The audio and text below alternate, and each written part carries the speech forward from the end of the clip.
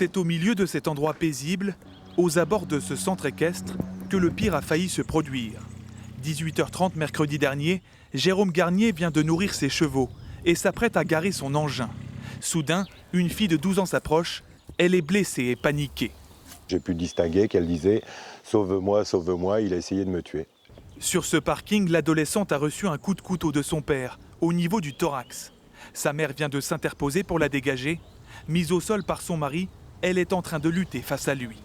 Je me retrouve à, je dirais, entre 10 et 5 mètres. Je vois très clairement 3 fois le couteau qui se dirige vers la gorge avec la volonté un petit peu d'égorger. Madame en train de crier. Et là, j'interviens en disant « Vous arrêtez, on cesse tout, vous vous séparez, on la laisse tranquille ». Jérôme Garnier s'avance d'un air décidé. L'agresseur prend la fuite.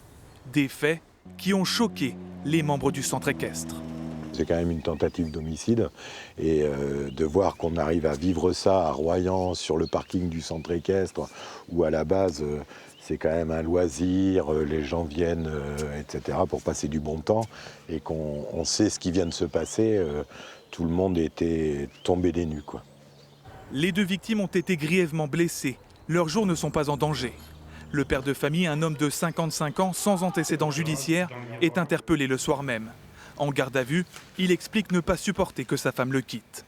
Il a voulu tuer sa fille pour punir sa femme et se supprimer ensuite. C'est quelque chose qui a germé dans son esprit et qui a nécessité une certaine organisation de sa part, l'achat de couteaux, la location d'un véhicule pour ne pas être repéré sur le centre équestre. Le suspect a été mis en examen pour tentative d'assassinat, puis placé en détention provisoire. Il encourt la réclusion criminelle à perpétuité.